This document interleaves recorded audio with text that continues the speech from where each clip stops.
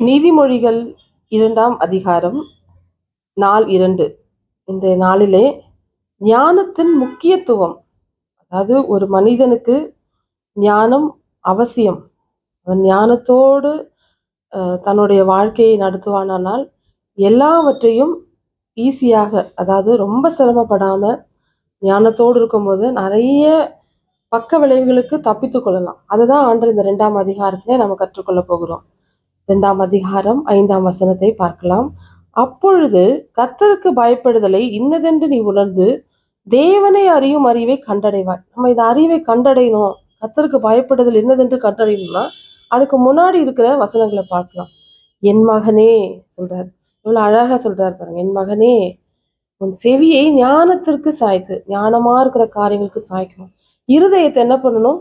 புத்திக்கு அமைய பண்ணும் பொருட்டு, நம்ம புத்தி என்ன சொல்லுதோ அதுக்கு இருதயத்தை நம்ம அமைய பண்ணும் பொருட்டும் வார்த்தைகளை ஏற்றுக்கொண்டு கட்டளைகளை பத்திரப்படுத்துகிறோம். ஆண்டு கொடுத்துருக்கிற கட்டளைகள், சில வாழ்க்கை முறையில் சில கட்டளைகள்லாம் இருக்கும், வாழ்க்கையை செவ்வையாய் நடத்துறதுக்கு. அந்த கட்டளைகளெல்லாம் நம்ம பத்திரப்படுத்தி ஞானத்தை வா என்றும் புத்தி சத்தமிட்டு அழைக்கணும்.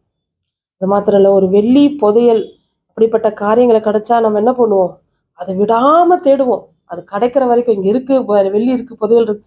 அது போலதான் ஆண்டு 4வது வசனம் சொல்றார், வெள்ளியை போல நாடி புதையலை தேடுகிறது போல தேடுவாயானால் அப்பொழுதுதான் கர்த்தருக்கு பயப்படுதலை நீ உணர்ந்து தேவனை அறியும் அறிவை கண்டடைவாய். ஈஸியா பாருங்க.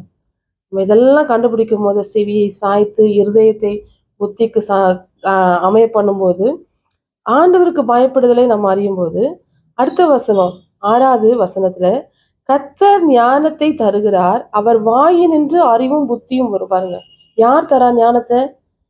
ஆண்டவர் தான் தருவார். கர்த்தர் தான் தருகிறார் ஞானத்தை. நம்மளுடைய சுய பலத்தினால நம்ம ஞானத்தை பெற்றுக்கொள்ள முடியாது. சுயபலத்தினால நம்ம யோசிக்கலாம், சிந்திக்கலாம், அது விருதாவா இருக்காது, அது பிரயோஜனமா இருக்காது. அப்படிப்பட்ட ஞானத்தை நம்ம வச்சு யூஸ் பண்ணா அதுல நம்ம கடைசி வரைக்கும் அப்படியே தான் இருக்கணும். ஆனால் கர்த்தருடைய ஞானத்தை நாம அறிந்து செயல்படும் போது அதோட அவர் என்ன பண்ண, அவர் வாயினின்று அறிவும் புத்தியும் வருமா. ஞானத்தை மாத்திரம் தரல, அறிவையும் தராரு, புத்தியும் தருகிறார். இதெல்லாம் நம்மளுடைய வாழ்க்கையில இருக்கும்போது நம்ம ஈஸியா வாழ்க்கையை மேற்கொள்ளலாம். அதுக்கப்புறம் நம்ம 3வதாக பார்க்கலாம். அப்புறம் நீதிமானுக்கென்று மெய் ஞானத்தை வைத்து வைக்கிறார். யாருக்கு வைக்கிறாரு? நீதிமானுக்கு தான். நம்ம நினைக்கிறோம், ஐயோ ஆண்டவர் அறிந்த பிள்ளைகள் தான் நம்ம சொல்றோம் எனக்கு ஞானமே இல்லை. ஆனா வேதத்துல ஆண்டவர் தெளிவா சொல்லுகிறார், நீதிமானுக்கென்று மெய் ஞானத்தை வைத்து வைத்திருக்கிறார். நாம தான் ஞானம் உள்ளவர்களாய் அநேகருக்கு அறிய முடியாத காரியங்களை சொல்லி தர வேண்டும். நம்ம நிறைய பேர் உலகத்துல பிரச்சனையோடு இருக்கிறாங்களா, குழப்பத்தோடு இருக்கிறாங்களா, இதுல இருந்து என்னால விடுதலை வர முடியலன்னா நம்ம ஞானமாய் அவர்களுக்கு இப்படிப்பட்ட வழிகளிலே நீங்கள் நடக்கும்போது உங்களை காத்து கொள்ளலாம்னு சொல்லி நம்ம அநேகருக்கு வழிகாட்டியாய் நடக்க கர்த்தர் நம்மளுக்கு ஞானத்தை, மெய் ஞானத்தை வைத்திருக்கிறார். தம்முடைய பரிசுத்தவான்களின் பாதையை காப்பாற்றுகிறார். பாருங்க, பரிசுத்தவான் அவர் இந்த உலகத்துல இருக்கிற காரியங்கள் ஏதோ சிக்கி கொள்ளாதபடி போயிட்டு எதுலையாவது பிரச்சனையில வரக்கூடாதுன்னு சொல்லி அவர் பாதையை பாதுகாக்கிறார். இதெல்லாம் பண்றதுனால நமக்கு ஆண்டு என்ன செய்யறாருன்னா பாருங்க, ஞானம் நம் இருதயத்துல, இந்த இதெல்லாம் கடைபிடித்துட்டு வரும்போது ஞானம் நம் இருதயத்துல வரும்போது பிரவேசித்தால் அது நம்முடைய ஆத்மாவுக்கு இன்பமா இருக்கும். நம்ம ஞானமான காரியங்களை செய்து பாருங்க, நஷ்டமான காரியத்தை செய்யும் போதுதான் மனசுல ஒரு துக்கம் வரும், ஐயோ கவலை வரும். ஆனா ஞானமாய் செய்யும் போது அந்த காரியம் வாய்க்கும், அது அநேகருக்கு பிரயோஜனப்படும், நமக்கும் சந்தோஷத்தை தரும். அதைதான் சொல்றாரு, உன் ஆத்மாவுக்கு இன்பமா இருக்கும், நல் யோசனை உன்னை காப்பாற்றும், புத்தி உன்னை பாதுகாக்கும். நல்ல யோசனை தான் வரும், தீமையான யோசனையே வராது. அது மாத்திரம் இல்ல, இதெல்லாம் நம்மளுக்கு இருக்கும்போது ஆத்மாவில் நல்ல இன்பமாகவும் நல்ல ஆலோசனைகளையும் புத்தியை நம்மளை பாதுகாக்கும் போது ஆண்டவர் எதுலேருந்து காப்பாத்துறாருன்னா, துன்மார்க்கனுடைய வழிக்கும் மாறுபாடு பேசுகிற மனுஷனுக்கும், தேவையில்லாத பேசிட்டு இருப்பாங்க ஞானமே இல்லாம காரியங்களை, அப்படிப்பட்ட வழிகளுக்கும் அந்தரங்க வழியிலே அந்தகார வழியிலும் நடக்கிறவர்களுக்கும் தீமையை செய்து, மற்றவங்களுக்கு தீமை செஞ்சுட்டு சந்தோஷமா வீட்டுல போய் சிரிப்பாங்க. இல்ல அவங்க முன்னாடியே சிரிச்சு, ஆமா நீங்க பண்ணீங்க அதான் மாட்டிக்கிட்டீங்க அப்படி சொல்லி தீமையை என்ன பண்ணுவாங்க, அதை மிகைப்படுத்தி பேசி அவர்களை காயப்படுத்துவார்கள்.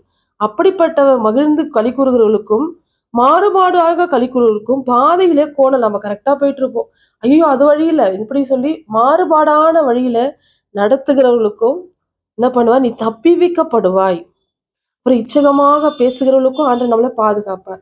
அது மாத்திரம் இல்ல, கடைசி ஆண்டவர் சொல்றார், நீ நல்லவர்கள் வழியிலே நடந்து நீதிமானின் பாதையை காத்து கொள்வாயாக அப்படின்னு சொல்லிட்டு, செம்மையானவர்கள் பூமியில் வாசம் பண்ணுவார்கள், உத்தமர் அதிலே தங்கி இருப்பார்கள். பாருங்க, நான் உத்தமராய் அப்படிப்பட்ட ஞானம் நமக்குள்ள இருக்கும்போது செம்மையானவர்கள் பூமியில வாசம் பண்ணுவார்கள். உத்தமர் தான் அந்த 2ஆம் அதிகாரத்துல முக்கியமா ஞானத்தின் முக்கியத்துவம். ஞானம் இருந்தால் ஒரு மனிதன் எப்படியாக காப்பாற்றப்படுவான், எப்படியாக ஆலோசனைகள் இருந்து தீமையானவர்கள் இருந்து பாதுகாக்கப்படுவான், எப்படி தன்னுடைய வாழ்க்கையில இன்பமாய் இருக்க முடியும் என்று சொல்லி ஆண்டவர் தெளிவாக உணர்த்துகிறார். அதனால இந்த நாளிலே இந்த 2வது அதிகாரத்தை இந்த நாளிலே வாசித்து கர்த்தர் சொல்லுகிற காரியங்களை கடைபிடித்து வாழும்போது நம்ம சந்தோஷமா வாழலாம். எல்லா பாடுகள், பிரச்சனைகள் என்ன வந்தாலும் அதை ஞானமாய் மேற்கொண்டு நம்மளுடைய வாழ்க்கையை நாம நல்ல ஒரு ஸ்திரமான அஸ்திவாரத்தை போட்டுக்கலாம். கர்த்தர் தாமே இந்த நாளை ஆசீர்வதிப்பாராக. God bless you. God bless you. Amen.